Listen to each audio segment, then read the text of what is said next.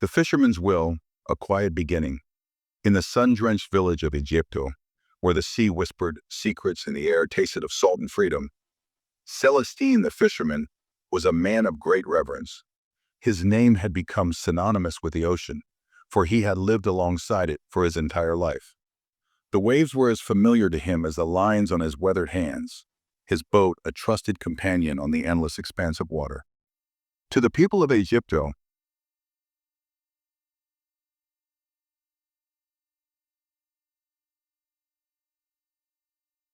was his home, and he knew its depths, its moods, its rhythms, as one knows the face of an old friend. But it wasn't his remarkable fishing skills or his steadfast presence on the shore that made Celestine a legend in Egypto. It was his family. Celestine and his wife Lena were the heart of the village. Their home was small but welcoming, nestled by the edge of the town, where the scent of fresh bread from the oven mingled with the salty tang of the sea breeze. Every evening, the golden light of sunset would spill through their windows, casting long shadows on the walls, and the kitchen would come alive with the sounds of laughter. The children, Michael and Paul, grew up in that warm glow, surrounded by the smell of Lena's cooking, the sound of Celestine's deep voice telling stories of the old days, and the constant rhythm of the waves in the distance. The family was close-knit, bound by the simplicity of their life and the strength of their love. Michael, the older of the two sons, had always been quiet and thoughtful. He was the kind of boy who could sit still for hours, watching the ocean as though it held some great mystery he was determined to understand. From a young age, he was drawn to the sea not with the wild energy of his younger brother, but with a quiet reverence, as though he could feel the pulse of the world in its tides. His days were spent learning the ways of the water from Celestine, how to read the changing patterns of the waves, the signs of the wind, the exact moment when the tide was right for the perfect catch. His hands, though not as calloused as his father's, carried the weight of tradition. Michael was the kind of boy who took everything in stride, his steadiness like an anchor in the midst of the tumultuous sea. Paul, on the other hand, was a Taoist, a force of nature who could not be contained. He was charming, quick to laugh, and always seeking something more than Egypto could offer. The village, with its tranquil rhythms and predictable days, felt too small for him. He longed for adventure, for excitement, for a world beyond the horizon where he could prove himself and escape the shadows of his father's legacy. While Michael was content to work beside Celestine in the boat, learning the delicate art of fishing, Paul dreamed of bigger things. He would often slip away, running along the shoreline, his wild energy spilling into the open sea, imagining that one day he would sail farther than anyone had before, or perhaps live a life more exciting than the one his father had carved for him. Lena, always the steady heart of the home, saw the differences between her two sons. She often wished that Paul could be more like Michael, calm, responsible, dependable. But she also knew that her younger son's restlessness came from a place of deep longing, a desire to find his own way in a world that felt too small for him. Her heart broke as she watched him struggle, knowing he wasn't yet ready to be tied down by the life they led. And so she nurtured him, trying to instill in him the love for the village, the sea, and the family, while giving him the space to dream of something beyond. Despite their differences, the family shared a profound bond, a connection that was rooted in the rhythms of their everyday life. Evenings were filled with warmth and laughter as they sat around the dinner table. Lena, with her deft hands, would prepare meals that were both simple and satisfying: fresh fish, bread, and the fruits of the land. The kitchen would come alive with the hum of conversation, the clatter of dishes, and the occasional burst of laughter as they shared stories of their day. Celestine, with his deep, rumbling voice, would regale his sons with tales of his younger days, of the storms he had faced at sea and the mighty fish that had slipped through his nets. Sometimes Paul would listen intently, captivated by the adventures his father spoke of, his eyes wide with wonder. At other times, his attention would wander, as his mind reached for something beyond the horizon, something that called to him in a way he couldn't explain. Michael, always by Celestine's side, would take the stories to heart. adding his own quiet observations and learning from the wisdom his father imparted. But for all their differences, the four of them, Celestine, Lena, Michael, and Paul, were bound by the love that held their family together. Theirs was a life of simple pleasures, of shared moments and quiet understanding. And for a time, that was enough. As time passed, though, the currents of life began to shift.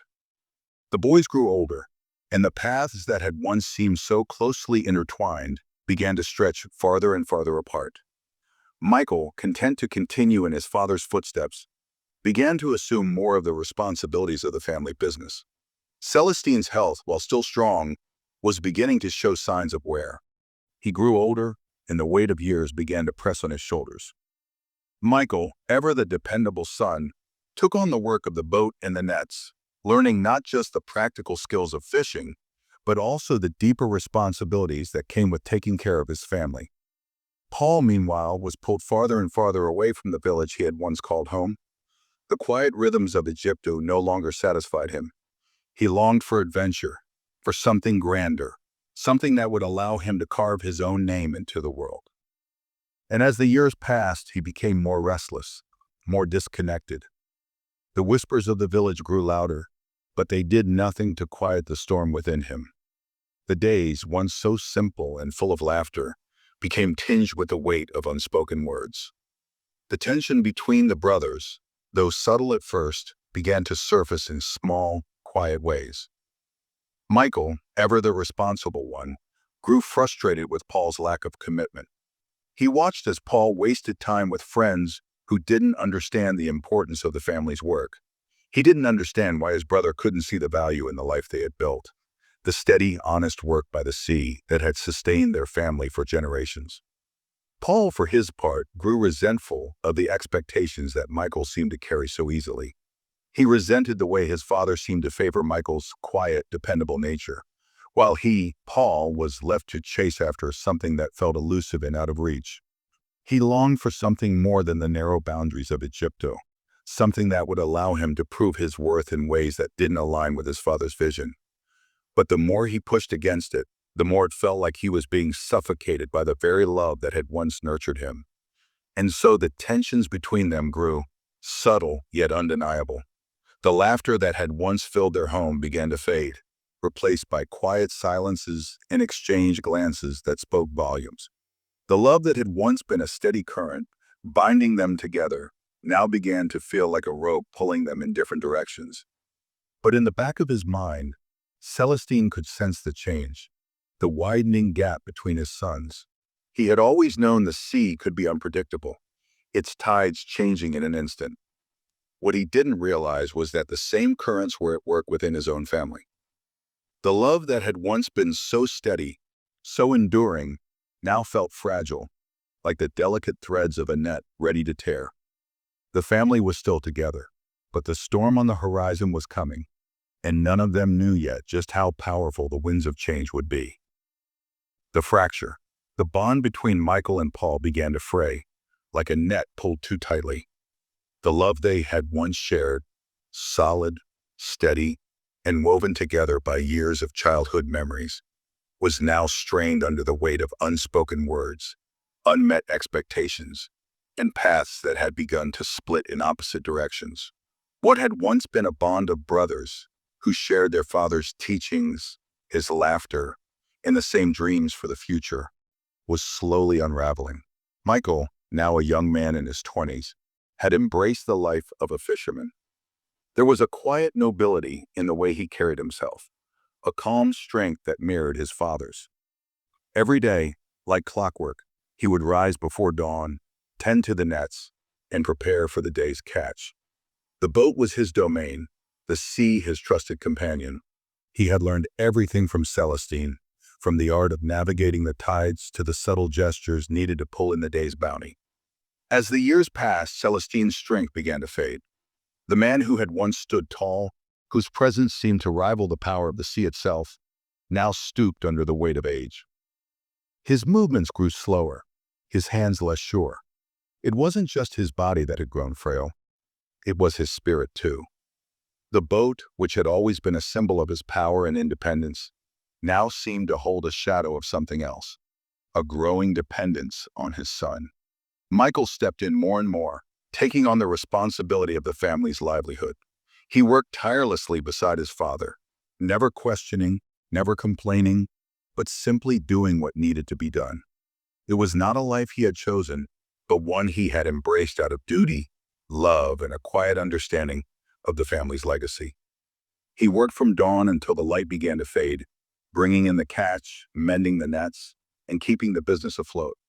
There was a certain peace in the routine, a sense of purpose that made him feel grounded.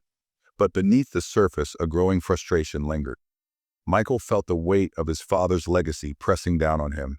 He wondered if this was truly the life he was meant for, or if he had simply inherited it, like the old boat and the nets passed down through generations. Paul, on the other hand, had grown restless. The quiet village of Egypto was too small for his dreams, too limiting for the restless fire that burned inside him. He was no longer the boy who had once run along the shore, full of laughter and adventure.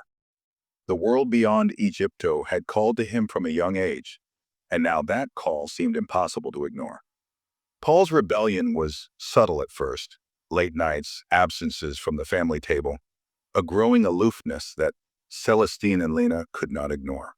But as the years passed, the restlessness in him turned darker. He found solace in the company of a rough crowd, people who did not understand the weight of legacy, who did not understand the pull of the sea. His nights were spent in a haze of drugs and wild behavior, his once bright spirit dimming under the weight of his choices. The promises of excitement, of freedom and the constraints of Egypto pulled him further away from the life his family had envisioned for him.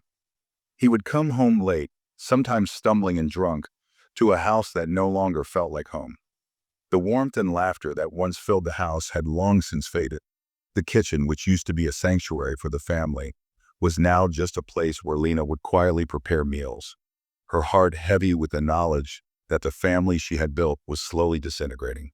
Celestine would sit in his chair, staring out the window, his mind lost in memories of the past, of the days when his sons were young, when the village was filled with laughter, and when his family seemed unbreakable. The change in Paul was stark, almost unrecognizable. His once carefree smile had been replaced by a hardened, cynical expression. The wild energy that had once made him the life of the party now simmered with a bitter edge. The tension between the brothers grew, unspoken but undeniable.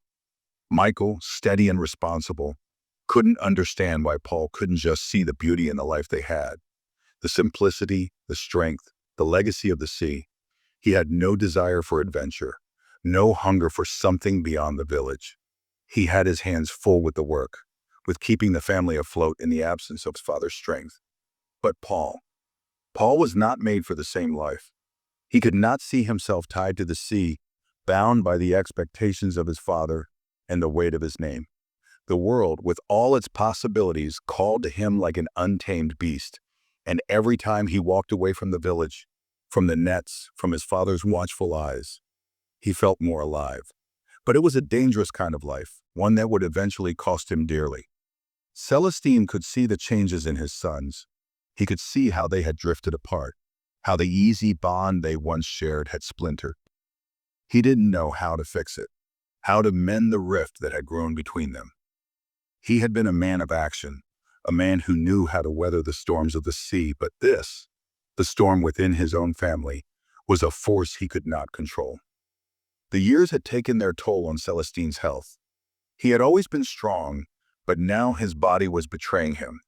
His once broad shoulders, capable of hauling in the largest catch, now stooped under the weight of age. His hands, once so steady and sure, trembled as he tried to tie the knots in the nets. He could feel the fragility of his time on this earth, and the thought of leaving Lena, Michael, and Paul behind filled him with a deep, gnawing fear. Lena, too, felt the distance between her sons growing. Her gentle heart ached as she watched her children, her boys, drift apart. She had always tried to be the glue that held the family together, but it felt as though the cracks in their bond were becoming too deep to mend. She spent sleepless nights wondering where she had gone wrong, questioning if there was something more she could have done. But no matter how hard she tried, The chasm between Michael and Paul only grew wider.